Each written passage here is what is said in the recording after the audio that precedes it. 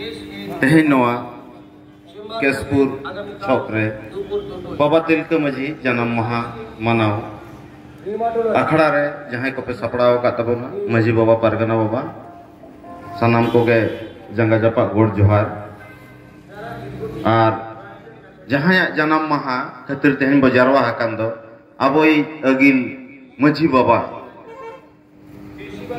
तिलकपुर अतुरिन उनिया जंगा जपा रहो गोड़ जोहार तेहन दो जहां बजारवा हकान दो अबुआ सावता रिनिज गे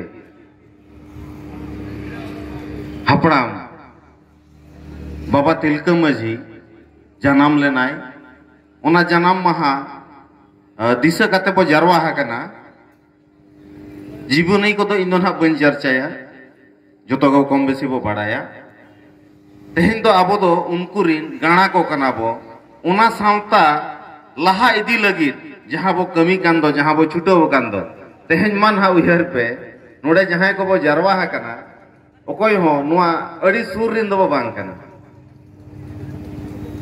नोते संगीन खन पे हेज कना नोता खन पे हेज कना इया जहां दिस मेनखान केसपुर नुआ छौक रे बाबा तिलका माझिया मूर्ति बो लगाव किया और तेहन बो दिशा है कना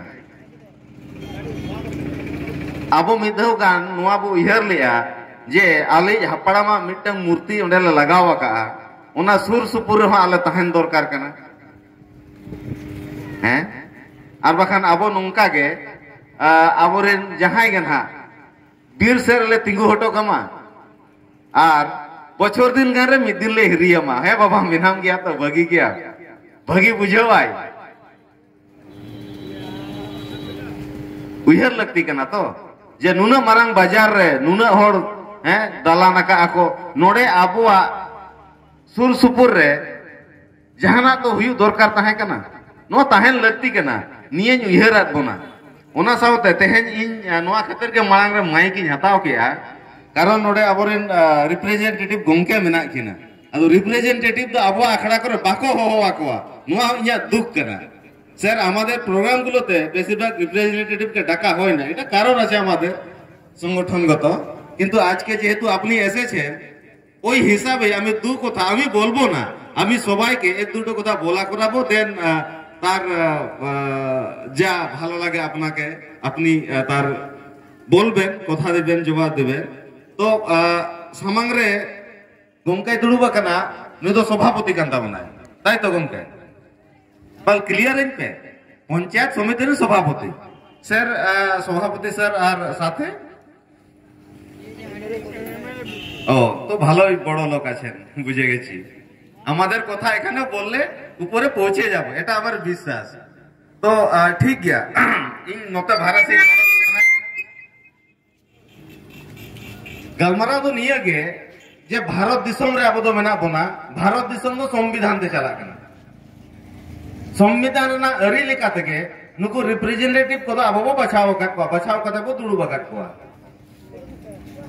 चे लगित बो बचाव कट को वोट एम कते जहाना कमी लगित जहाना रोड लगित अतो इया कुकली तो हुयु कना इन लेन पे तेहेन हबी हो का दिया ओकोय तेहेन हबी नुकिन ठेन चलाव कते चिट्ठी पे जमा हका और चे लगित पे जमा हका कमी हुई कना से बाई कना जेहेतु जिला खुने हेज कना रंगाव कते गी हेज कना ना इंदो कमी बाहियु कना हाना बाहियु कना नवा बाहियु कना आपे के चिट्ठी पे जमा हका सर आमी एनादेरके बोलছি আমাদের সামনে সভাপতি স্যার আছেন আমরা প্রায় বলি এটা পলিটিক্যাল কথা আমরা পলিটিক্যাল লোক না যে সরকার কাজ করছে না সরকার এটা করছে না কিন্তু আমরা কখনো কি সরকার কাছে গেছি বলতে যে স্যার আমাদের এটা কাজ করতে হবে আপনি যদি সরকারের কাছে না যান আর বলেন সরকার কাজ করছে না তাহলে আপনার দোষটা কোথায় দেখলেন আপনার দোষটাকে দেখতে হবে আপনি যদি গিয়ে না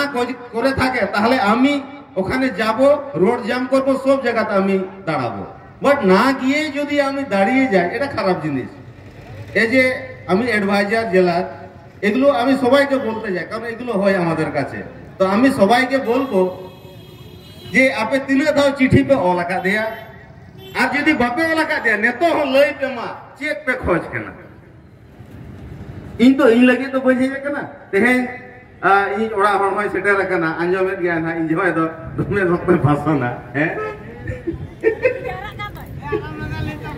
तो चेक पे नुइबो खोज माने खोजे करना तो जहाना लोग खन जहाना बो खोज करना तो नुआ हो लई पे जे बाको एमाले करना संगे एक्शन ले हतावा एक्शन मूड रे मेना ले तो जेला जेरा आजुदी नेतो होबे खोज करना ताहले लई पे मा चेक बो खोज करना আমি চাইছি যে আমাদের লোক আপনারা চান কি চাইছি আমরা যদি না চান তার বদলে আমরা সরকারকে গালাগালি দিই এগুলো খারাপ জিনিস আমার ভালো লাগে না তো কে বলবে আমাদের লক্ষ্মীকান্ত বাবু বলুন কে বলবে যে আমরা কি চাইছি কি চিঠি দিয়েছি আমাদের স্যারকে কারণ আমি বলে লেকচার দিয়ে আমি প্রায় লেকচার দিচ্ছি কাজের কাজ নয় আমরা কাজের কাজ করব আজকে আমাদের পূর্বপুরুষ এখানে ওর সামনে আমরা শুধু ভাষণ দিয়ে যাব কালকে নিজের উনি ওনার বাড়ি আমি আমার বাড়ি এগুলো দিয়ে দেশের উন্নতি হয় না কোনোদিন আমি এই যে শিক্ষক আমি এই যে অ্যাডভাইজার আমি আজকে জানতে চাই মাঝি বাবা পারগানা বাবা মালে যাব চেক বো খোঁজো কেনা নোড়ে বল লইনে কানকে সেটারো নিয়ে হবাড়াই কাপনা না ওকই পেলাই দাও না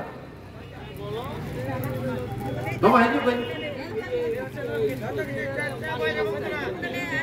केसपुर कॉलेज ओ केसपुर कॉलेज रे पास ऑनर्स में चालू ना व्यवस्था जी पे ले आपे तो देख सकते हो दो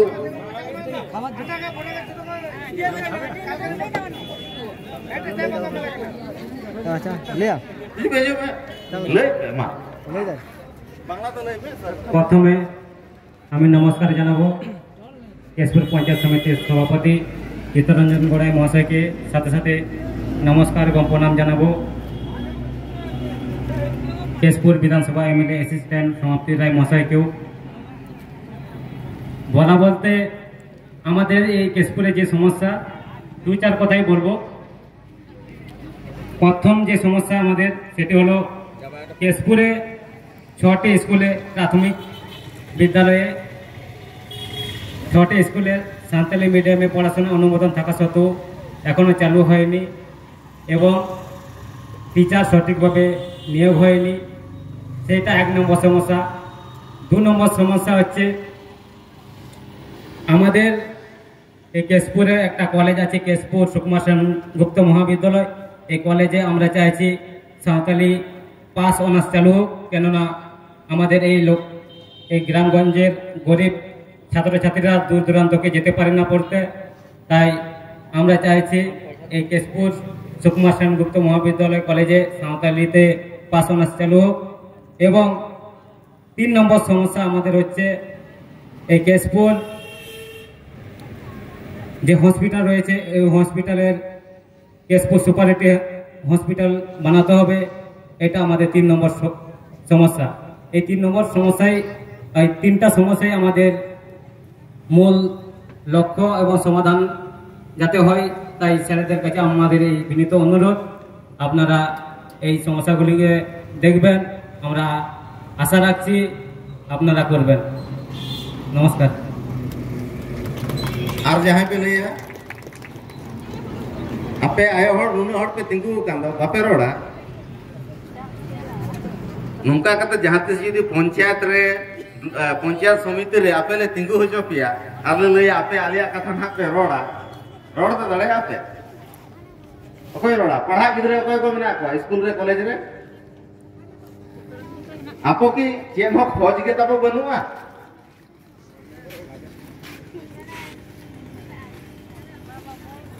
से दिन के शुद्ध नेता को होवा को भाषण को आंजमा आर एने सेरेंग कथा को विदाई करतो अब रेंगे तो लई हुई उनको समान रे बाबू लई कन चिका बाबू कोई को हैं अलग तो कथा हिजुआ ये आपे खोज पे चेक पे खोज करना जहां को लगी जहां को खोजो करना ओना जो बाबू खोजो चिका को जाम बाबू ले यार लोकी कांदो बाबू के नते हिजु अभी ना हम ये तो का मा होय बिन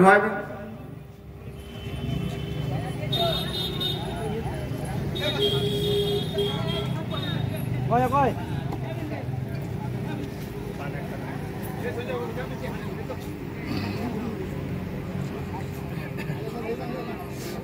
যাক বাপে লয়ে তাবনা নো তো দুঃখ ইন বুঝাওয়া হেসে ইញহো আড়ি সময় কাতে হেজ একনা আড়ি ঢের গে কমি তিন মেনা এন্টার হো যেহেতু আবো তো তেহেন বাবা তিলকা মাঝিয়া জানাম মাহা বো মানাওয়া ওনা সাথে আবো লাই লাকচার অরিজিনালি জিয়ার দো লাগি তো ছুটো কানা ওনা কমি হরা রে যত হর বো শুরুয়া কমি আবো নিয়া গে আসা স্যার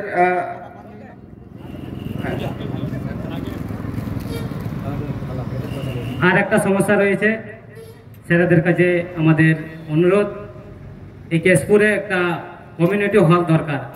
কেননা আমাদের যে সংগঠন সমাজের কাজ করে থাকি, কমিউনিটি হল থাকলে বিভিন্ন রকম প্রোগ্রাম আয়োজন করতে পারবো এবং আলাপ আলোচনা যাতে সুষ্ঠুভাবে করতে পারি, তার জন্য একটা কমিউনিটি হল আমাদের প্রয়োজন।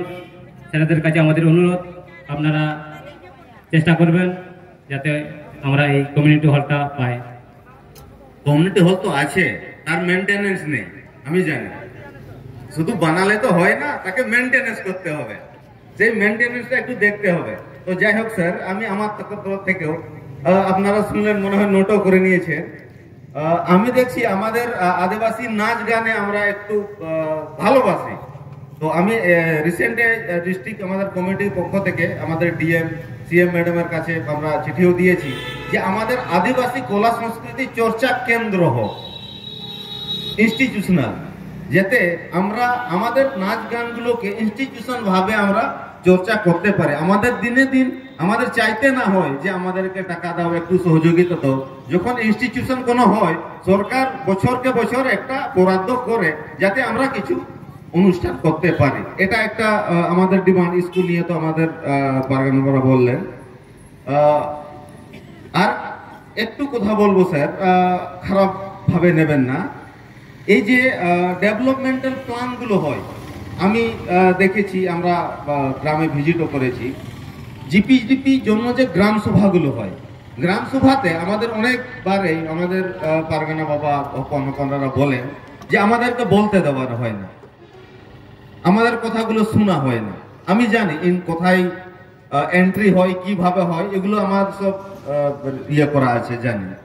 তো আমি এটাই রিকোয়েস্ট করব, কোথায় কত সত্য না সেগুলো তো অতটা জানি না, কিন্তু যখন হবে, এই বছর শুরু হয়েছে, কারণ মার্চ অব্দি তো তার ডেট থাকবে, সরি 31 জানুয়ারি ছিল, কিন্তু একটু বেড়ে যায় সব সময় না কাজ করার। এখনো কোনো জিপিডিপি আপলোড হয়নি, এটা আমি দেখেছি।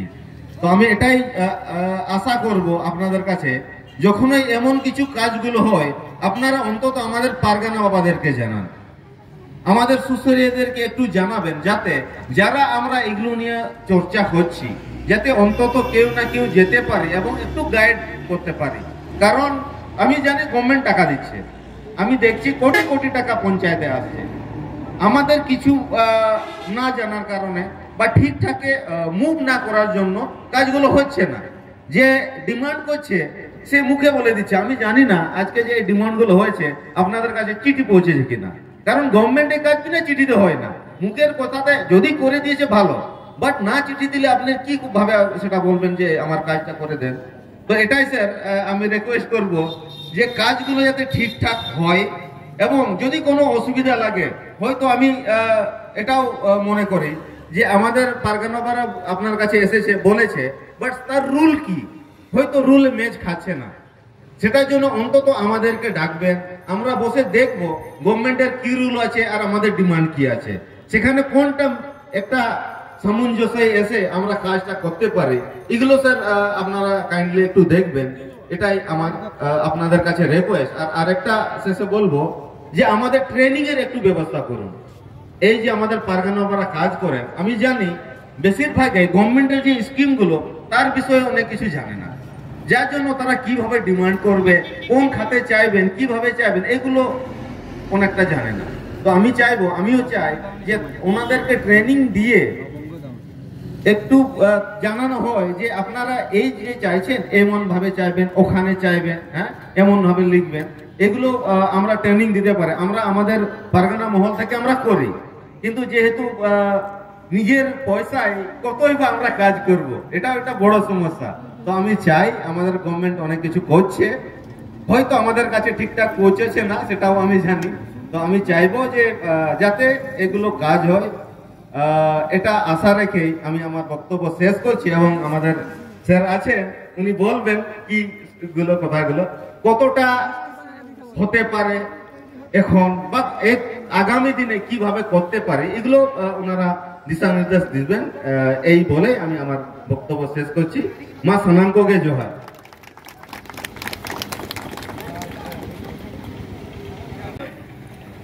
অত্যাচারী ব্রিটিশ সরকারের যে বনভূমির যারা আমরা ভারতবর্ষের আদি বসবাসকারী জনজাতি, অর্থাৎ এখনো পর্যন্ত যাদের সংখ্যা যতই হোক কম বা বেশি, তারা আদিবাসী।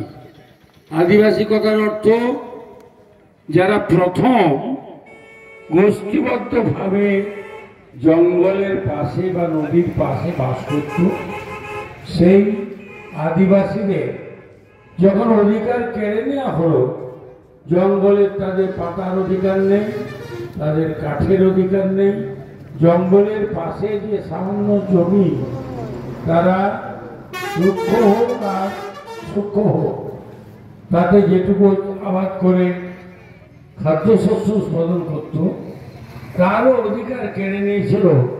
তখন এই চিলকামাঝির নেতৃত্বে প্রথম আন্দোলন শুরু হয়েছিল। পরবর্তীকালে আপনারা জানেন এবং প্রায় সমস্ত লেখাপড়া জানা লোকেরাই জানে যে বিরসা এবং মুন্ডা কিভাবে ব্রিটিশ সরকারের বিরুদ্ধে গড়ে উঠেছিল। তাই আমি প্রথমে চিলকামাঝির চরণে প্রণাম করি। আর আমি মাননীয় মুখ্যমন্ত্রী যে প্রথম পদক্ষেপ, সেই পদক্ষেপে উনি প্রথমে ক্ষমতায় আসার পরেই বলেছেন যে যেখানে যত আদিবাসী আছে, অর্থাৎ সে কোল হোক, মুন্ডা হোক আর লোধা হোক, তাদের উন্নয়নের জন্য ব্যবস্থা করতে হবে। আমাদের সংবিধানের প্রধান রচয়িতার উপদেষ্টা বাবা সাহেব আম্বেদকর এর বিরুদ্ধে ব্রিটিশ সরকারের শুধু নয়, সমাজের যে কুসংস্কার, সমাজের কুসংস্কারের বিরুদ্ধে একটা আন্দোলন গড়ে তোলার জন্য চেষ্টা করেছিলেন। পরবর্তীকালে যখন ভারত স্বাধীন হলো, তখন যে সংবিধান রচনা করেছেন তাতে আদিবাসী থেকে, জনজাতি থেকে শুরু করে যারা শিডিউল কাস্ট পর্যন্ত, তাদের জন্য একটা নিয়ম বেঁধে দিয়েছিলেন যে এই স্বাধীনতার 10 বছরের মধ্যে অথবা 25 বছরের মধ্যে সংরক্ষণ উঠিয়ে দিতে, অর্থাৎ তাদেরকে উন্নত মানের মানুষ তৈরি করতে হবে। যে কোনো কারণেই হোক, এখনো পর্যন্ত সেই পরিসংখ্যানে ভারতবর্ষ আসতে পারেনি বলে এখনো সংরক্ষণ নীতি চালু আছে।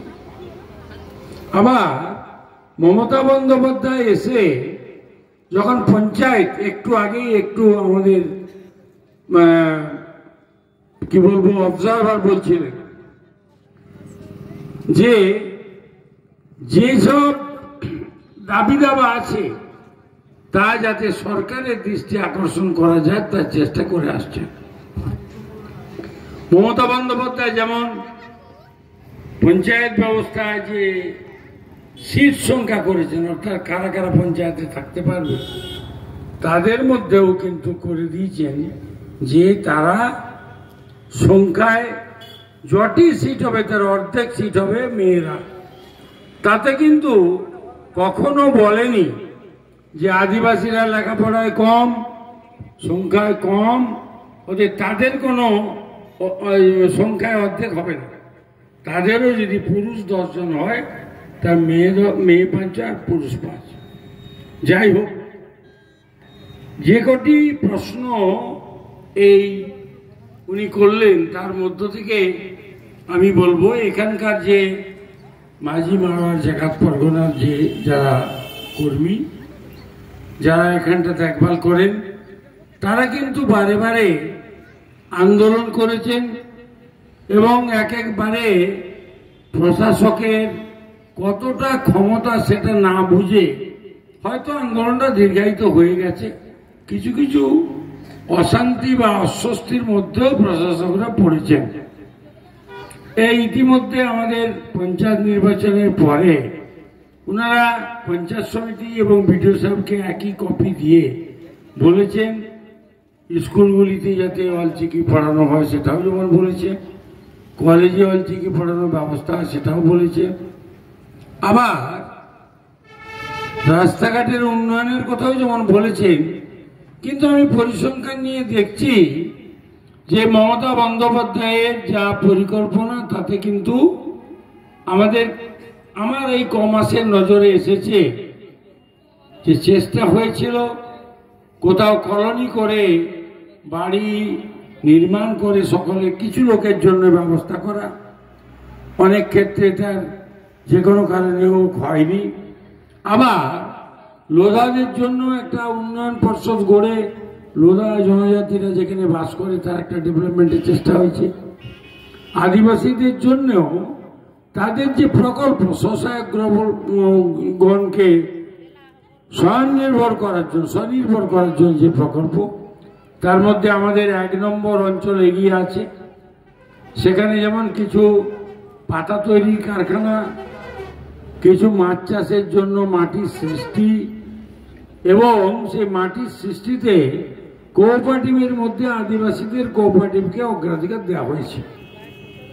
তবুও বলবো আমাদের ব্লকের 4টি অঞ্চল সবচেয়ে বেশি আদিবাসী অধ্যুষিত, তার মধ্যে 14 আছে, 15 আছে, 12-র কিছুটা অংশ আছে, 1 এবং 7 আর 6টি অঞ্চল সবচেয়ে বেশি আদিবাসী বাস আছে এক জায়গায়।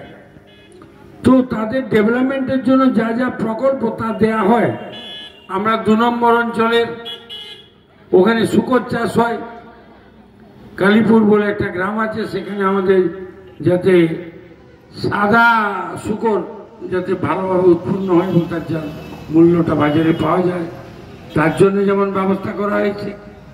এবং যেখানে যা পুকুর আছে, মাটির সৃষ্টি পুকুর আছে, তার জন্য আমরা প্রাণী সম্পদ দপ্তর থেকে মাছের চারা দেওয়ার জন্য আমরা তালিকা করেছি। কিছু আগে দেওয়া হয়েছিল, বাকিটা আবার দেওয়া হবে। আর বিদ্যালয়ের পঠন পাঠনের ব্যাপারে এই ব্যাপারটা কিন্তু স্বশাসিত হয়েও আমাদের ব্লক থেকে তেমন কিছু করার নেই। এটা আমাদের এমএলএ ম্যাডামকেও বলেছি যে আপনি বিধানসভায় তুলুন, বিধানসভায় যাতে এটা হয় যে যেখানে যেখানে প্রাইমারি স্কুলগুলো আদিবাসী অধ্যুষিত এলাকায় আছে সেখানে অন্তত 1জন করে অলচিকির মাস্টার দেওয়া। কেন এখনো যেহেতু অলচিকি গ্র্যাজুয়েশনটা খুব কম আছে, রাঁচি টাচি ইত্যাদি অন্য রাজ্যে আছে, কিন্তু আমাদের এখানে মানে মহাবিদ্যালয় এবং বিশ্ববিদ্যালয়ের পড়াশোনার শিক্ষার্থীর সংখ্যা এবং পাস করা ছেলে মেয়েদের সংখ্যা খুব কম। তাই আমরা চেষ্টা করছি যে করেই হোক আমাদের এই আদিবাসীকে উন্নীত স্তরে নিয়ে যেতে হবে। আর তার জন্য আমরা বিদ্যালয় এবং কলেজের আমাদের প্রেসিডেন্ট আছেন, আমাদের এই এমএলএ ম্যাডাম, উনি এখন মন্ত্রী। আমরা ওখানেও ইউনিভার্সিটিকে চিঠি দিয়ে যাতে মানে শিক্ষামন্ত্রীর দৃষ্টি আকর্ষণ করতে পারি এবং অলচিকি পড়ানোর ব্যবস্থা করা হয়। একজন মেম্বার হিসেবে আমরা যখন আছি আমরা সেই ব্যবস্থা করার চেষ্টা করব। অবহেলিত বলতে গেলে বিগত দিনের যে সরকার ছিল তারা যথাযথভাবে পরিষেবা দেয়নি বলেই আজকে অবহেলিত মনে হচ্ছে। কিন্তু বর্তমানে মামাটি মানুষের নেত্রী মমতা বন্দ্যোপাধ্যায়, তিনি কিন্তু কোনো মানুষকেই তার যারা মানে এটা তো রাজা নয়, আমরা প্রজা বলি না, রাজা প্রজার ব্যাপার নয়, যারা ভোটার অর্থাৎ যারা ভোট দিয়ে সরকার গঠন করে তাদের কোনো মানুষ যাতে অসুখী না থাকে, অন্তত দুবেলা দুমুঠো খেতে পারে এবং তাদের প্রয়োজনের কিছুটা অংশ তারা নিজের হাতে খরচা করতে পারে টাকা। তার জন্য উনি যখন লক্ষ্মীর ভাণ্ডার করেছেন তখনও আদিবাসীদের জন্য জেনারেলদের চেয়ে ডবল করেছেন। এখন জেনারেলদের 1000 টাকা করার সঙ্গে সঙ্গে আদিবাসীদের এবং শিডিউল ট্রাইব কাস্টের জন্য 200 টাকা বেশি করেছেন। এবং স্টাইফেনের ব্যাপারে আমি একজন শিক্ষক ছিলাম, অনেকদিন 16-17 বছর আগে রিটায়ার করেছি। আমি জানি বরাবরই হোস্টেলে থাকার জন্য বিনা পয়সায় রাখার ব্যবস্থা করা হয়, আবার তাদের স্টাইফেনেরও ব্যবস্থা করা হয়, বইয়ের ব্যবস্থা করা হয়, খাতা কলমের ব্যবস্থা করা হয়। বর্তমানে তো মমতা বন্দ্যোপাধ্যায় জুতো থেকে জামা থেকে শুরু করে সবই লেখাপড়ার জন্য বিয়ার করছে, এবং যে স্টাইফেন দেওয়ার ব্যবস্থা করেছেন তাতে আগে যেমন শুধু মার্কের উপরেই নির্ভর ছিল তা নয়, এখন জাতিগত শংসাপত্র থাকলেও সে কিন্তু কম মার্ক পেয়েও তার একটা মানে স্টাইফেন পেতে পারে। তাই আমি বলবো যে আপনারা যারা মাঝি পরগনা এটা পরিচালনা করেন এবং বাবা চিল্কা মাঝির সামনে আপনারা যেভাবে জমায়েত হয়ে যে শপথ গ্রহণ করছেন, আমরা শুধু একটা কথা বলবো যে আপনারা আপনাদের এই জনজাতিকে উদ্বুদ্ধ করুন, তারা যেন পয়সাটা টাকাটা অন্যভাবে ব্যয় না করে নিজেদের সন্তান সন্ততিদের মান উন্নয়নের জন্য ব্যয় করেন। আমরা পাশে আছি, মমতা ব্যানার্জি পাশে আছে। আমি পাশে আছি বললে ভুল হবে, মমতা ব্যানার্জি সকলেরই পাশে আছে। তিনি সংখ্যালঘুদের পাশে আছেন, উচ্চবিত্তের পাশে আছেন, ব্রাহ্মণদের পাশে আছেন, চণ্ডালদের পাশে আছেন আদিবাসীদের সঙ্গেও। তাই আমি বলছি না যে আমি 5 বছরের জন্য শপথ নিয়েছি বলে আমি আপনাদের সামনে বলে দেবো সব করে দেব না। আমি আমার আয়ত্তের মধ্যে যতটুকু পারবো তারও অতিরিক্ত কি করে করা যায়, যতটুকু আমাদের আয় আছে তারও চেষ্টা করে দেবো। আপনাদের জন্য কমিউনিটি হলের কথা বলেছেন, আমরা বলছি আমাদের হয়তো ব্লকে একটা কমিউনিটি হল বা সুন্দর স্টেডিয়াম আছে, কিন্তু রক্ষণাবেক্ষণভাবে সুন্দরভাবে নেই। কিন্তু তবুও যদি আপনারা পারফরমেন্স করতে চান, কোনো যাত্রার বা কোনো নাটকের বা কোনো নাচে যদি প্রদর্শন করার মতো ব্যবস্থা করতে চান, তার জন্য আমরা হলটা যাতে নিখরচায় দেওয়া যায়, বিদ্যুৎ এবং মাইকের সংযোগ ছাড়া বাকিটা যাদের আমাদের ফ্রি করা যায়, আপনারা আবেদন করবেন, নিশ্চয়ই আমরা সাড়া দেব।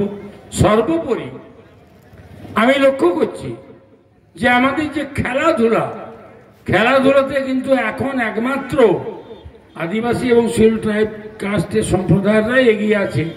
কেন না, তাদের শক্তি দিয়ে, তাদের সামর্থ্য দিয়ে, তার সবেরই কসরত। সে তীর ধনুক চালানোর কথাই বলুন, আমাদের যে সহসভাপতি ম্যাডাম আমাদের পানমণি, আজ হয়তো আসতে পারেনি, পানমণিও কিন্তু এদিকে খুব উৎসুক। সে যেখানেই কোনো নাচের অনুষ্ঠান হোক সে দল সংগঠিত করে নিয়ে যায়, আবার তার মেয়েদেরকেও সে তীরন্দাজি করার জন্য সেই রকম প্রশিক্ষণ দেওয়ার চেষ্টা করছে। তাই বলবো উন্নয়ন হয়নি তা নয়, কিন্তু সর্বকালীন যুগে যেমন হওয়ার কথা সবার অন্যান্য জায়গায় হয়তো হতে পারেনি, সেটা কিন্তু মমতা ব্যানার্জি করছে।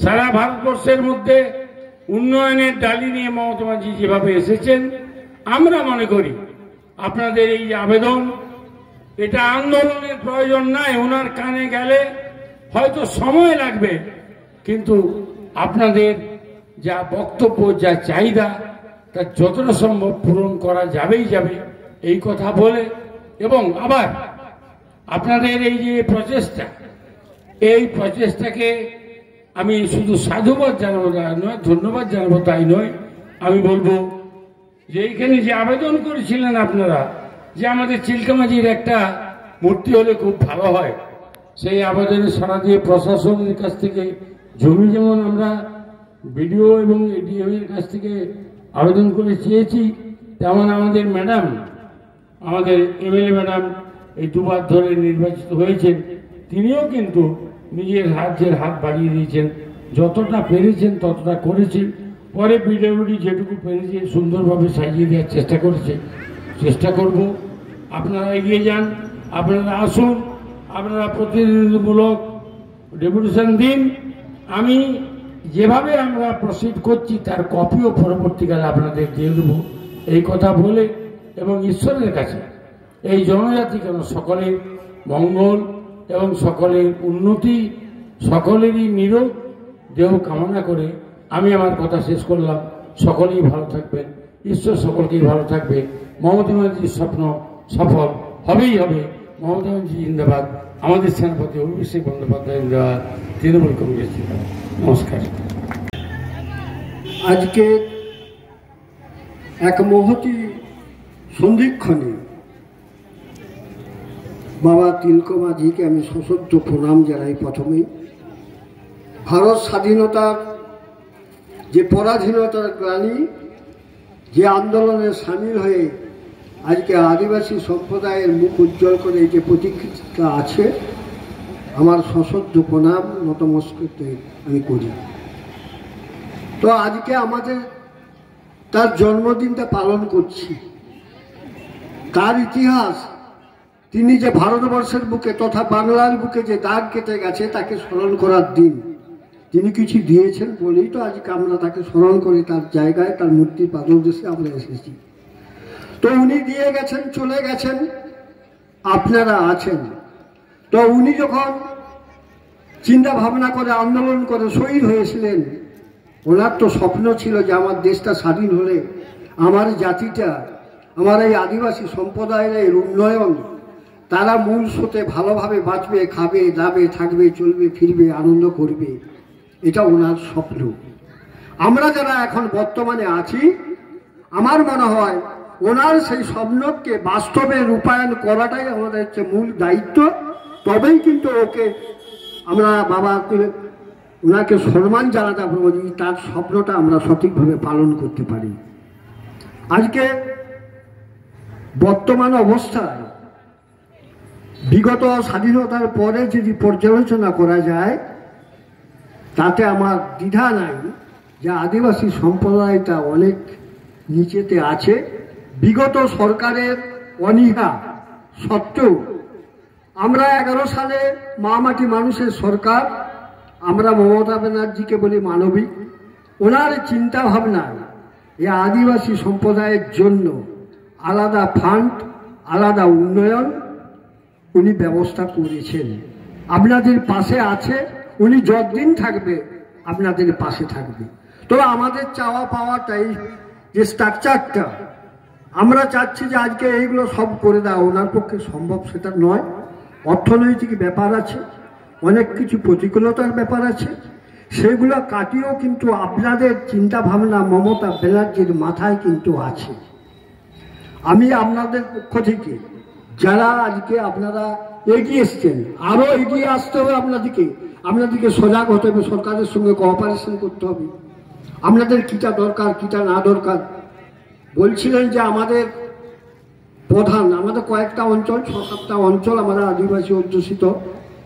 আমি একটা অঞ্চলে গিয়েছিলাম শিউলিটির নির্দেশে, সেখানে যে আপনাদের অবস্থাটা দেখে আমি কিন্তু দিদিকে এসে বলার সঙ্গে সঙ্গে ওখানে 57টা বাড়ি আমি দিয়েছিলাম। আমি আপনাদের পাশে আছি, আপনাদের উন্নতি আমি চাই, আপনাদের দাবির সঙ্গে আমি সহমত করি। কিন্তু এই যে স্যার আপনাদের পাশে বসে আছে, আমার গর্ব যে আদিবাসী সম্প্রদায়ের আজকে প্রফেসর হয়েছেন।